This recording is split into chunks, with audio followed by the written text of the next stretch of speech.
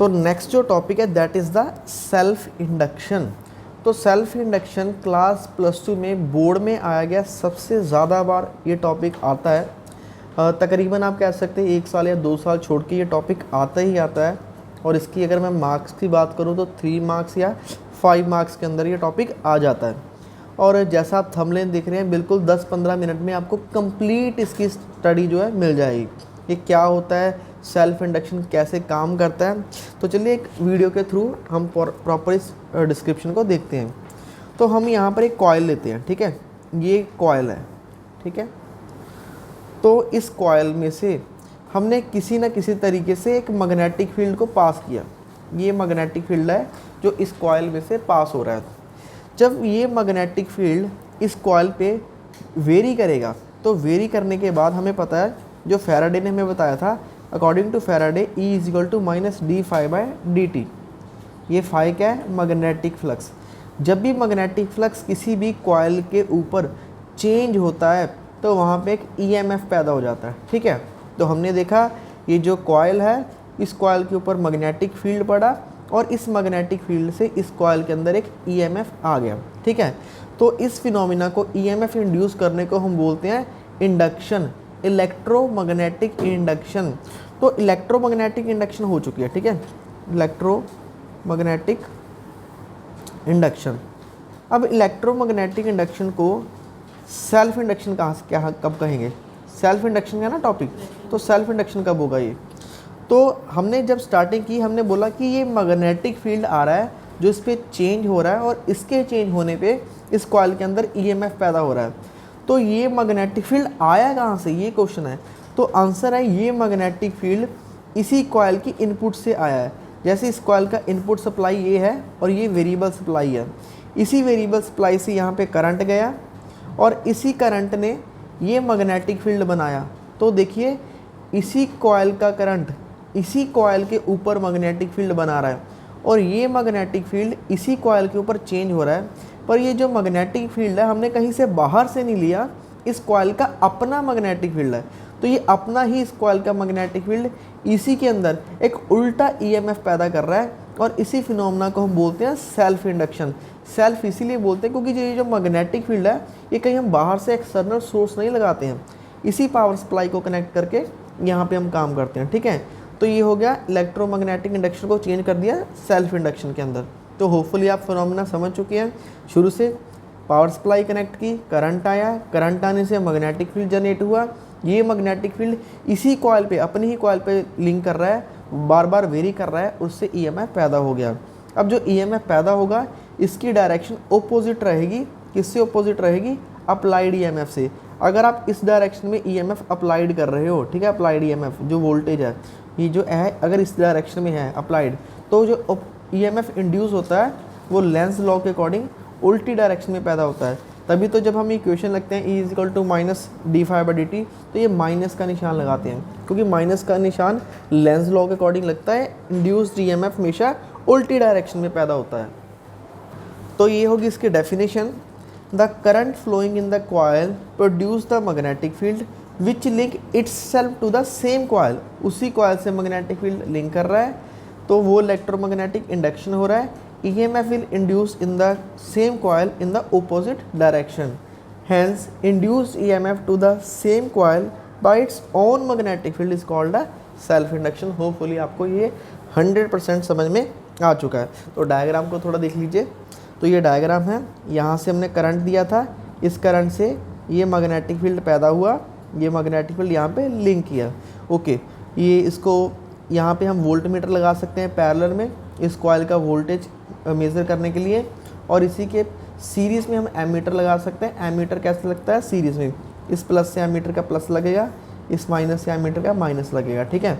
Ammeter series में लगता है, वोल्ट मीटर पैरेलल में लगता है। जैसे ये प्लस का और इधर प्लस प्लस प्लस आपस में कनेक्ट करेंगे, माइनस माइनस आपस में कनेक्ट करेंगे। इसका थोड़ा और भी यूज़ है वोल्ट मीटर और एमीटर का, थोड़ा आगे जाके डिस्कस करेंगे। अब देखिए, जब करंट ज़ीरो था, यहाँ पर कोई भी करंट आपने इनपुट में नहीं दिया, ठीक है, हमने करंट को इंक्रीज़ किया 0 से I। जब करंट 0 से I इंक्रीज़ होगा तो मैग्नेटिक फील्ड भी 0 से B इंक्रीज़ होगी। मैग्नेटिक फील्ड इंक्रीज़ हो रही है 0 से B, हम समझ सकते हैं कि मैग्नेटिक फील्ड इंक्रीज होने का मतलब है मैग्नेटिक फील्ड चेंज हो रहा है बार बार, तो चेंज होने से इसमें सेल्फ इंडक्शन आ गई है। तो देखिए जो सेल्फ इंडक्शन आई है इसको मैथमेटिक्स में क्या लिखेंगे हम, तो जो फ्लक्स चेंज हो रहा है, ठीक है, एस मीन सेल्फ इंडक्शन का फ्लक्स, जो इस कॉइल पे सेल्फ इंडक्शन के लिए फ्लक्स चेंज हो रहा है वो किस पे डिपेंड कर रहा है, this is directly proportional symbol, ये डिपेंड कर रहा है करंट के ऊपर कि इस कॉइल में इनपुट में आपने कितना करंट दिया था। जैसे ही मैं अभी ये साइन हटाऊंगा, प्रोपोर्शनलिटी का साइन हटाऊंगा, यहाँ पे लग जाएगा L, L is the coefficient of self induction, और आई ऐसे ही रहेगा, L is the coefficient of self induction. Coefficient of self induction जो होता है हमें बताता है कि कितना ईएमएफ इंड्यूस्ड होगा, इस पे डिपेंड करता है एल के ऊपर। इसको हम और डिटेल में डिस्कस करेंगे स्टेप बाय स्टेप, और थोड़ा और आगे बढ़ते हैं। यहाँ से एल की कैलकुलेशन कर लेंगे, फाई एस ऐसी है, आई नीचे आके डिवाइड हो जाएगा। फ्लक्स की ऐसा यूनिट क्या होती है बच्चों, वेबर। करंट किस में होता है, एम्पियर, ये बन जाएगा वेबर पर एम्पियर। और एल को हम बोलते हैं हेनरी, जो सेल्फ इंडक्शन के कोफिशिएंट है ना एल, इसका ऐसा यूनिट रहता है हेनरी। तो 1 हेनरी आप देख सकते हैं, 1 हेनरी किसके इक्वल आ गया, 1 वेबर पर एम्पियर। इसको बिल्कुल याद करें, आपको एमसीक्यू में पूछा जाता है कि सेल्फ इंडक्शन का ऐसा यूनिट क्या है और ये किसके इक्वल है। डायमेंशंस भी आप इसके लर्न कर सकते हैं, +1 से आप डायमेंशन निकालते आ रहे हो। ओके, थोड़ा आगे बढ़ते हैं, इसी टॉपिक को कंटिन्यू करते हैं।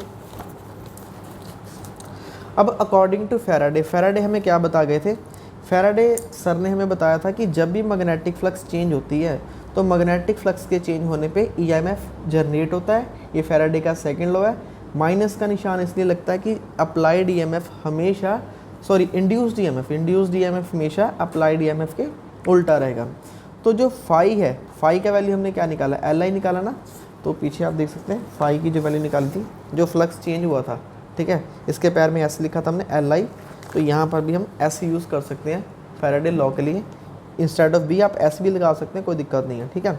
तो ये मैग्नेटिक फ्लक्स की वैल्यू होगी एल इंटू आई। तो बेटा जो एल होता है ये हमेशा एक कांस्टेंट क्वांटिटी रहती है।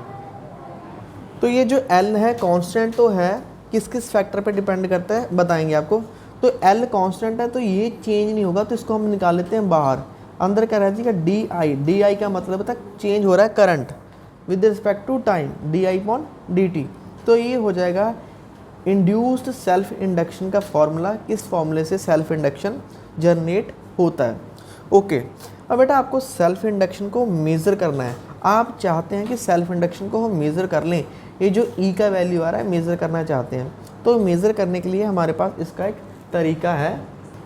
तो इस डायग्राम में देखिए, इसी डायग्राम में ये जो वोल्ट मीटर अभी लगा हुआ है, ये वोल्टेज आपको मेज़र करके देगा अप्लाइड ईएमएफ का, ये जो ईएमएफ आपने अप्लाई किया है, और ये जो करंट देगा इसी बैटरी से निकलने वाले करंट को यहाँ पर मेज़र करके बताएगा।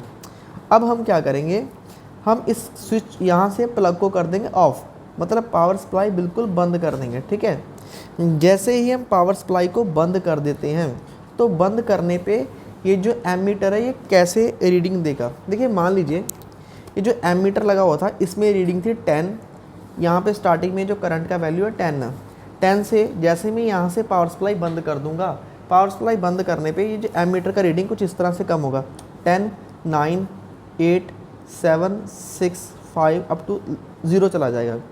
तो 10 एम्पियर से ये हो रहा है 0 एम्पियर, ठीक है, 10 एम्पियर से 0 एम्पियर हो रहा है।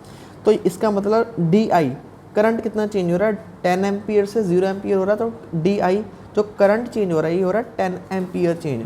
और कितने टाइम में चेंज हो रहा है, मान लीजिए ये हो रहा है 1 सेकेंड के अंदर। तो d i upon d t, तो हम चेक करेंगे कि 1 सेकेंड के अंदर कितना करंट जो है वेरी कर रहा है। तो अगर मान लीजिए स्टार्टिंग में जब पावर सप्लाई ऑन थी 10 एम्पियर था, तो 1 सेकेंड में वो 10 से 0 हो गया, ठीक है। तो d i upon d t that is 10/1, d i upon d t क्या हो जाएगा, that is 10/1, that is 10 ampere per second. तो rate of change of current with respect to time ये हो जाएगा 10 एम्पियर पर सेकेंड। इसी तरह से अगर हम इसको कुछ इस तरह से सेट कर ले, इसका कुछ अरेंजमेंट इस तरह से बना ले, वो डिपेंड करेगा इस एल के ऊपर भी, ठीक है।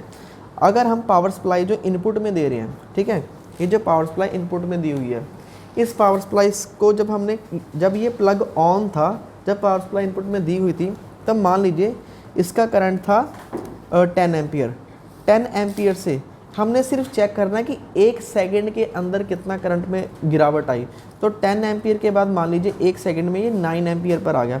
तो 1 सेकंड के अंदर अब कितना चेंज हो रहा है, 10 - 9 इज 1 एम्पियर पर सेकंड, ठीक है। तो 1 सेकंड के अंदर अगर किसी भी तरह से di/dt की एडजस्टमेंट 1 एम्पियर हो जाती है, 1 एम्पियर पर सेकंड, ठीक है। ये मैं आपको बता रहा हूँ, जब पावर सप्लाई ऑन थी 10 एम्पियर था, ऑफ करते ही 1 सेकंड में ये 10 से 9 हो गया। तो 1 सेकंड में ये 1 हो रहा है, di/dt की वैल्यू 1 आ गई है, ठीक है। अब जो इंड्यूस्ड ईएमएफ हमने जनरेट किया, इसका फॉर्मूला था L di/dt, ठीक है। अब ये कितना हो गया 1, तो E किसके इक्वल आ गया -L, ठीक है। तो ये L जो था, L है कोफिशिएंट ऑफ सेल्फ इंडक्शन, इसी को तो हम मेज़र करना चाहते हैं। और ये किसके इक्वल आ गया है, इंड्यूस्ड ईएमएफ के ऊपर। अब ये E की वैल्यू आप कहाँ पर देखोगे, तो आंसर है इस वोल्ट मीटर के भी अंदर आपको इंड्यूस्ड ईएमएफ मिल जाएगा। तो देखिए बेटा क्या हो रहा है, जैसे मैं ये प्लग ऑन करता हूँ, ऑन करने पे ये जो मैग्नेटिक फील्ड है 0 से B लगातार इंक्रीज़ हो रहा है, ठीक है। बहुत ज़्यादा वैल्यू इसकी इंक्रीज़ हो रही है, और इसके इंक्रीज़ होने पर ही यहाँ पे ईएमएफ आया था, वो इंक्रीज़ हो गया। अब जब मैं पावर सप्लाई बंद कर दूंगा, तो पावर सप्लाई बंद करने पे ये जो वोल्ट मीटर है इस बैटरी का आउटपुट नहीं देगा। इस बैटरी का आउटपुट इस वोल्ट मीटर में कब आएगा, जब ये प्लग ऑन होगा। जब ये प्लग ऑफ हो जाएगा, इस बैटरी से करंट निकलने वाला करंट 0 हो गया 0। अब क्या होगा, जो पहले ही यहाँ पर मैग्नेटिक फील्ड ऑलरेडी है, जब हमने यहाँ पर पावर सप्लाई लगाई थी, उसको लगाने से जो मैग्नेटिक फील्ड ऑलरेडी यहाँ पर है, प्लग ऑफ करने पे वो B से 0 होना चाहेगा। ये मैग्नेटिक फील्ड लगातार कम होगा, तो उस केस में भी मैग्नेटिक फील्ड चेंज हो रही है। तो मैग्नेटिक फील्ड चेंज होने पे इस कॉइल में कुछ समय के लिए ईएमएफ जनरेट होगा, और उस ईएमएफ का वोल्टेज यहाँ पर देखने के लिए मिलेगा और करंट यहाँ पर देखने के लिए मिलेगा। अगर 10 से 9 1 सेकंड में हो रहा है, जो यहाँ पर ईएमएफ का वैल्यू होगा वोल्ट मीटर के अंदर, वही वैल्यू होगा सेल्फ इंडक्शन का, E = L। तो ये आपको समझ में आ गया कि हम सेल्फ इंडक्शन को मेज़र कैसे करते हैं। अब थोड़ी और अच्छी बातें, या फिर जो स्टडी CBSE के अकॉर्डिंग जो क्वेश्चंस आते हैं उसकी बातें करते हैं। इसमें और क्या क्या आने वाला है, तो to measure induced EMF, switch off the key, जो भी मैंने आपको बताया, ईएमएफ जो इंड्यूस कर होता है उसके लिए आपको पहले की बंद करना होगा, di/dt को इसको 1 सेट करना होगा। अगर ये 1 होता है, जैसे 10 से 0 पर 1 होता है, या 10 से 9 1 सेकंड में हो जाता है, तो ये di/dt 1 हो जाएगा, E = L के अकॉर्डिंग आ जाएगा। अब इस आर्टिकल के कंक्लूज़न क्या है, हम कहाँ तक पहुँच चुके हैं।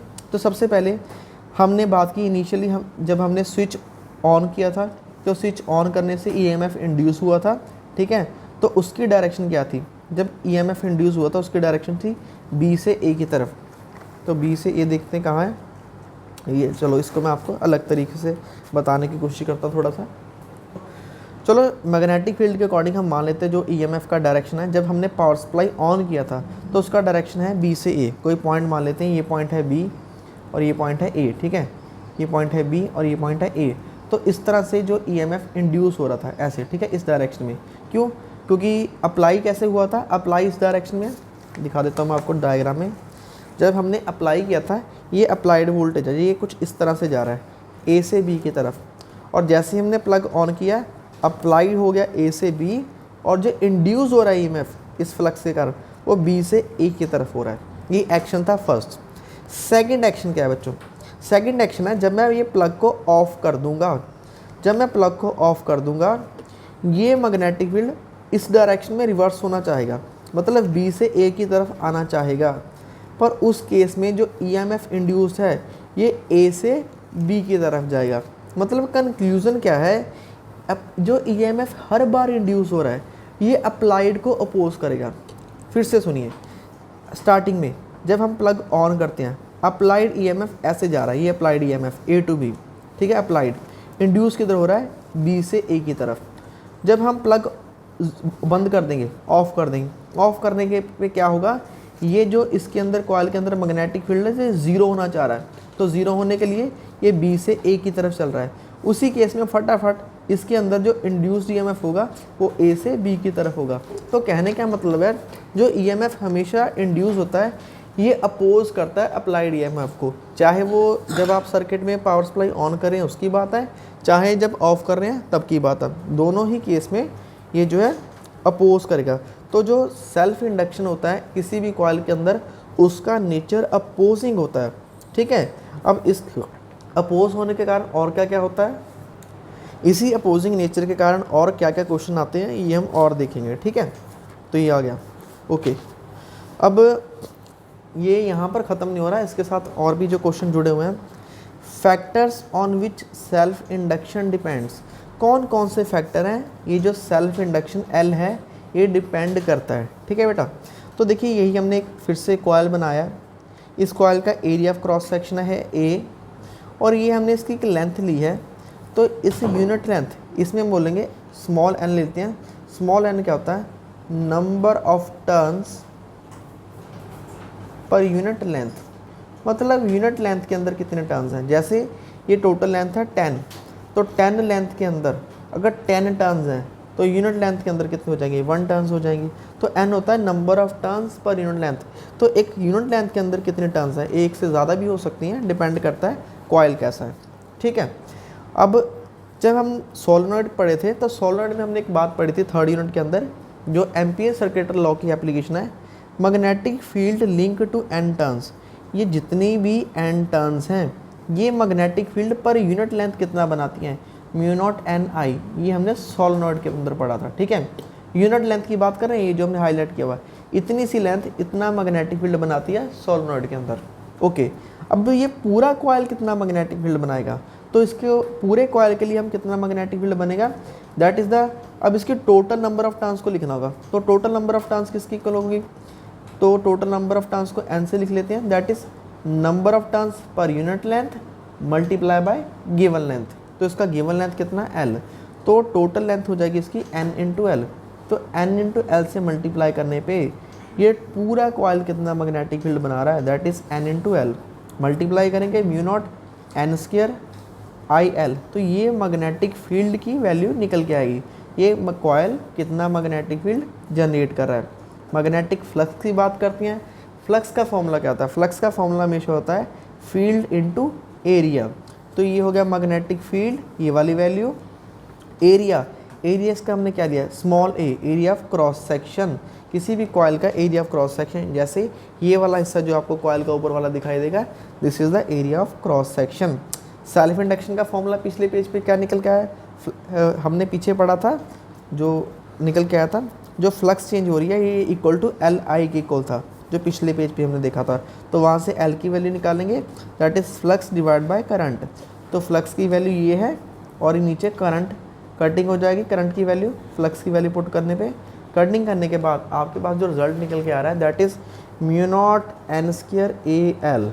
अब देखिए इसका फाइनल मतलब क्या है, हम यहाँ पर कॉइल बनाते हैं, इस तरह से कॉइल बनाते हैं, इस कॉइल में हम यहाँ से पावर सप्लाई से ईएमएफ जनरेट करके करंट भेजते हैं इस डायरेक्शन में, और इस डायरेक्शन में हम करंट भेजने से उल्टी डायरेक्शन में क्या पैदा हो गया था, ईएमएफ पैदा हो गया था।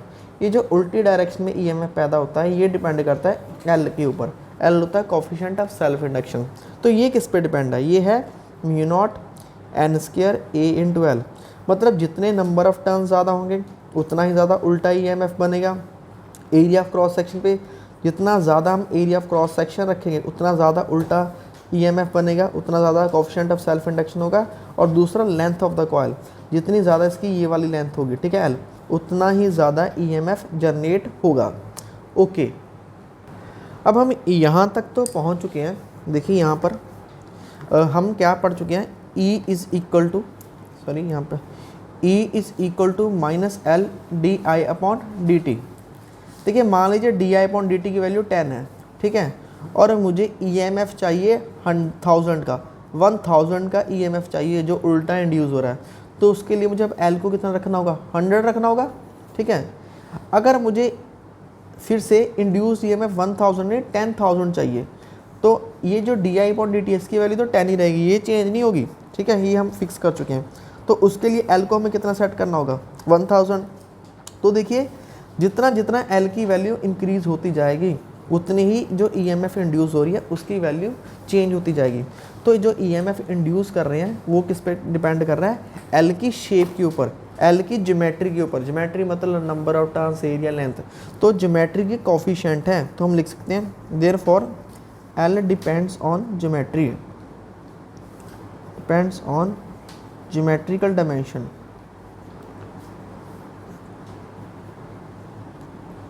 ठीक है बेटा, तो यहाँ तक हम पहुँच चुके हैं। अब एक और जो इसका लास्ट पार्ट रहेगा इसी सेल्फ इंडक्शन का, आपको ये तो पता लग गया कि चलो हम यहाँ से पावर सप्लाई लगा रहे हैं, पावर सप्लाई लगाने पे ये जो हमारा अप्लाइड ईएमएफ है, अप्लाइड ईएमएफ इस डायरेक्शन में था, इधर को हम अप्लाई कर रहे थे। अगर इस डायरेक्शन में अप्लाइड ईएमएफ है तो इंड्यूस्ड ईएमएफ उल्टी डायरेक्शन में पैदा हो रहा है, जो ईएमएफ इंड्यूस हो रहा है। मतलब ये हमारे अप्लाइड ईएमएफ को अपोज करता है, पर कितने टाइम के लिए अपोज करेगा, कब तक अपोज करेगा, तो इसका नेचर आपको समझना है। देखिए स्टूडेंट्स, मान लीजिए स्टार्टिंग में यहाँ से 10 चार्जेस चल के गए, ठीक है, कितने चार्जेस चल के गए, 10। तो 10 के 10 चार्जेस इसके अंदर जा रहे हैं, वो 10 के 10 चार्जेस ने क्या बनाया, मैग्नेटिक फील्ड बनाया। तो वो 10 के 10 चार्जेस ने मैग्नेटिक फील्ड बना के उल्टा ईएमएफ बनाया, तो वो उल्टा ईएमएफ 10 के 10 चार्जेस से बना होगा। अब फिर से जो नेक्स्ट सेकंड आएगा, नेक्स्ट सेकंड में भी यहाँ से चल के तो 10 चार्जेस गए हैं, यहाँ से चल के 10 चार्जेस गए, फिर 10 के 10 इसके अंदर जा नहीं पाए। 10 में से मान लीजिए इस बार 8 चार्जेस इसके अंदर जा पाए 10 में से। क्यों 2 चार्जेस क्यों नहीं जा पाए, क्योंकि जो पहले वाले सेकंड में जो 10 चार्जेस ऑलरेडी पहले वाले सेकंड में इसके अंदर गए थे वो उल्टा ईएमएफ बना के बैठे हैं। तो वो वाले जो पहले वाले सेकंड में गए थे जो उल्टा ईएमएफ बना रहे हैं, नेक्स्ट सेकंड में आने वाले चार्जेस को रोक रहे हैं। ठीक है, नेक्स्ट देखिए, फिर से अगले सेकंड में 10 चार्जेस भेजेगा। अब 10 चार्जेस भेजेगा, पर 10 में से अब 10 नहीं जाएंगे, सिर्फ 6 ही जा पाएंगे। क्यों, क्योंकि जो पहले सेकंड में गए 10, अगले सेकंड में गए 8, या टोटल जो 18 चार्जेस ऑलरेडी इसके अंदर जा रहे हैं, वो 18 के 18 चार्जेस उल्टा ईएमएफ बना के अगले 10 चार्जेस को अपोज करेंगे। तो इस बार अपोजिशन रह जाएगी 6, तो 6 ही चार्जेस में जा पाएंगे। तो एक समय आएगा ये अपोजिशन लगातार कम होती जाएगी, लास्ट में ये अपोजिशन 0 हो जाएगी। ठीक है, तो आप समझ रहे इसका नेचर क्या है। नेचर क्या है कि स्टार्टिंग में ये 10 के 10 चार्ज अपोज कर रहे थे, नेक्स्ट वाले सेकंड में 10 में से 8 चार्ज अपोज कर रहे हैं, नेक्स्ट सेकंड में 10 में से सिर्फ 6 ही चार्ज अपोज कर पा रहे हैं। तो जो ओपोजिशन का ताकत है ये लगातार कम होता जा रहा है। आपको क्या याद रखना है, आपको याद रखना है जब हम यहाँ से पावर सप्लाई ऑन करते हैं, ऑन करने पे हम ईएमएफ अप्लाई करते हैं इस डायरेक्शन में, तो ये उल्टा ईएमएफ बनाता है। आपको मैं लाइन बोल रहा हूँ, आप चाहे नोट भी कर सकते हैं। तो आप लिखेंगे in starting when we switch on the power supply EMF induce will oppose the applied EMF. ठीक है, जब हम पावर सप्लाई ऑन करते हैं इंड्यूस ईएमएफ अपोज करेगा अप्लाइड ईएमएफ को। अब दूसरा कंक्लूजन क्या है, दूसरा कंक्लूजन है conclusion number 2, when we switch off, जब हम स्विच ऑफ कर देंगे, इसको बंद कर देंगे, स्विच ऑफ कर देंगे, induced EMF will support the given EMF. ठीक है, जो अप्लाइड ईएमएफ है। कैसे, देखिए इसी कॉइल के अंदर, यही कॉइल है। ओके, जैसे हम यहाँ से प्लग बंद कर देंगे, यहाँ से प्लग को हम करेंगे ऑफ, जैसे हम प्लग को ऑफ कर देंगे, अभी ऑफ करने पे क्या हो रहा है, ये जो मैग्नेटिक फील्ड है लगातार कम हो रहा है। कितना, B से 0 हो रहा है, लगातार कम हो रहा है। अगर कम हो रहा है तो नेचर क्या चाहता है, नेचर वांट्स नो चेंज। जो इस यूनिट का प्रिंसिपल है, नेचर चाहता है कोई चेंज ना हो। तो ये मैग्नेटिक फील्ड लगातार कम हो रहा है, तो जो ऑलरेडी ईएमएफ इसके अंदर इंड्यूस होगा इसके कम होने से होगा ना। अगर मैग्नेटिक फील्ड कम हो रहा है तभी तो ईएमएफ इंड्यूस होगा। इस बार जो ईएमएफ इंड्यूस होगा वो इस डायरेक्शन में होगा। क्यों, क्योंकि जब मैं प्लग ऑफ करता हूँ तो अप्लाइड ईएमएफ तो वापस आ रहा है ना, अप्लाइड ईएमएफ वापस आ रहा है। ठीक है, प्लग ऑफ करने पे तो अप्लाइड ईएमएफ वापस आ रहा है, तो इंड्यूस्ड ईएमएफ तो हमेशा अप्लाइड ईएमएफ का उल्टा पैदा होगा, तो ये इस डायरेक्शन में पैदा होगा। ठीक है, तो कंक्लूजन क्या हुआ, तो आप लिखेंगे स्टार्टिंग में क्या कर रहा है, स्टार्टिंग में जो ईएमएफ इंड्यूस हो रहा है, ईएमएफ इंड्यूस हो रहा है, ये क्या करता है, अपोज करता है। किसको अपोज करता है, अप्लाइड ईएमएफ को। जब हम स्विच ऑफ करते हैं तो ऑफ करने पे ये उसको सपोर्ट करता है। ठीक है, मतलब ये जल्दी जल्दी मतलब इनपुट को ज़ीरो होने नहीं देता। अब एक एग्जांपल से समझते हैं। देखिए ये क्वेश्चन बहुत बार एग्जाम में आ चुका है। हमने यहाँ पर इसको थोड़ा जूम आउट करके समझते हैं, ठीक है। ये हमने एक सर्किट लगाया, इस सर्किट में हमने पावर सप्लाई लगाई, यहाँ से ये सारा कुछ हो रहा है, सेल्फ इंडक्शन हो रहा है। यहाँ पे हमने बल्ब लगा दिया। अब बल्ब का एक्शन क्या होगा, देखिए इस बल्ब का एक्शन क्या हुआ, हमने यहाँ से पावर सप्लाई ऑन की, ये 10 में से 10 चार्ज इसमें गए, इन्होंने फटाफट से उल्टा ईएमएफ बनाया। तो उल्टा ईएमएफ बनाने के कारण ये बल्ब जो है अभी ऑन नहीं हुआ, अभी ऑफ ही रहेगा, पहले सेकंड में ऑफ रहेगा। फिर नेक्स्ट टाइम में 10 में से 8 गए, अभी जो 8 गए उन्हें 8 ने ओपोजिशन में ईएमएफ बनाया। तो जो अप्लाइड ईएमएफ है वो तो 10 ही है, और जो इंड्यूस हो रहा है वो 10 में से कम हो गए 8 का आ रहा है। तो मतलब इस बार क्या हो रहा है, जो अपोजिशन का ताकत है वो कम हो गया, 10 से 8 हो गया। फिर नेक्स्ट सेकंड में 10 से ये 6 हो रहा है। तो धीरे धीरे ये कॉइल क्या करना है, अपोज करना बंद कर देगा, बिल्कुल बंद कर देगा जब ये 0 हो जाएगा। तो मतलब जैसे ही मैं प्लग ऑन करता हूँ तो ये बल्ब कैसे चलेगा, ये बल्ब देखिए अभी ऐसे बंद है, तो धीरे धीरे ऐसे ग्लो होगा, धीरे धीरे ऐसे ग्लो होगा, ठीक है। ये बल्ब कुछ ऐसे ग्लो होगा धीरे धीरे, ठीक है। अब धीरे धीरे क्यों ग्लो हो रहा है, क्योंकि स्टार्टिंग में ये कॉइल क्या कर रही थी, अपोज कर रही थी, और थोड़े समय के बाद ये अपोज करना बंद कर देगी। जैसे ही अपोज करना बंद कर देगी ये बल्ब बड़ी तेज़ी से चलेगा। अगर इसका मैं करंट वर्सेस टाइम ग्राफ बनाऊंगा तो ये कुछ इस तरह से बनेगा, ठीक है, current versus time graph. Okay, तो स्टार्टिंग में ये ऑफ रहेगा, थोड़ी देर में ये डिम रहेगा, धीरे धीरे चलेगा, बाद में ये फास्ट चलेगा। ओके, अब क्या होगा बेटा, अगर मैं इसको स्विच ऑफ कर देता हूँ, जैसे ही मैं स्विच ऑफ करता हूँ तो क्या ये जैसे बल्ब धीरे धीरे चला है एकदम से बंद थोड़ा ना हो जाएगा। जैसे ही इसको मैं स्विच ऑफ करूँगा तो ये बल्ब बंद भी बिल्कुल धीरे धीरे होगा, ऐसे बिल्कुल धीरे धीरे बंद होगा ऐसे। ये आपने कहाँ पर देखा है, ये आपने देखा होगा आपके घर में अगर कोई डिवाइस है, जैसे मोबाइल का चार्जर है जिसमें एलईडी इंडिकेटर लगा हुआ है, या कोई भी ऐसा एलईडी इंडिकेटर है जिसमें ऐसा इंडक्शन कॉइल लगा होगा, उसमें जो ऑन ऑफ का एक्शन होता है वो धीरे धीरे होता है। पुराने नोकिया मोबाइल के चार्जर ऐसे आते थे, उसमें एलईडी इंडिकेटर लगा था, जब हम उसको ऑन करते थे क्योंकि उसमें ट्रांसफार्मर के कॉइल्स रहते हैं, तो ट्रांसफार्मर के कॉइल्स के अंदर भी सेल्फ इंडक्शन होता है, वो धीरे धीरे उसमें बल्ब ऐसे ऑन होता है और धीरे धीरे बल्ब ऐसे ऑफ होता है। क्योंकि जैसे ही मैं इसको ऑफ कर दूंगा तो ऑफ होने पे ये पावर सप्लाई एकदम से ऑफ नहीं हो जाएगा।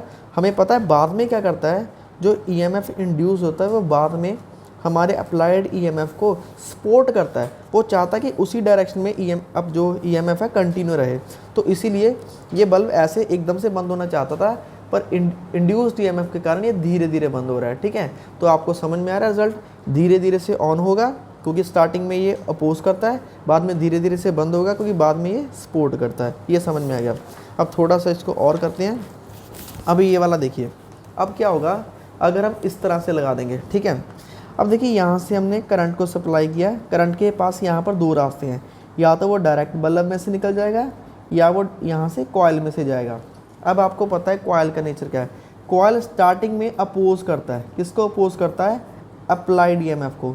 तो करंट यहाँ से जाने की बजाय वो सारे का सारा इधर से नहीं जाएगा, ठीक है। यहाँ से उसके पास 2 रास्ते थे, इधर ये अपोज कर रहा है, मतलब रेजिस्टेंस ज़्यादा है, ठीक है। रेजिस्टेंस ज़्यादा होने के कारण करंट यहाँ से जाना पसंद नहीं करेगा, सारे का सारा करंट इधर से चला जाएगा। तो जब इस बैटरी के पैरेलल में बल्ब लगा देंगे तो ये एकदम से तेज़ चलेगा, ठीक है।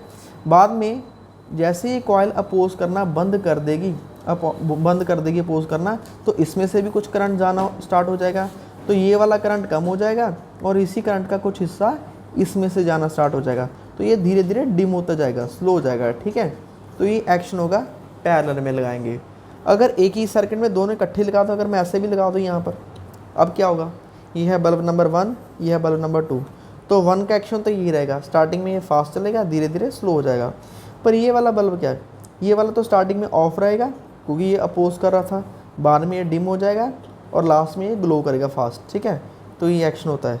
सो इस वीडियो के अंदर हमने कम्प्लीटली देख लिया कि सेल्फ इंडक्शन होता क्या है, कैसे काम करता है, और इसके डेली यूज़ एग्जांपल्स देख लिए। तो ये सारा एक ही वीडियो के अंदर हमने कवर कर दिया है कि सेल्फ इंडक्शन क्या होता है, कैसे काम कर सकता है, ठीक है।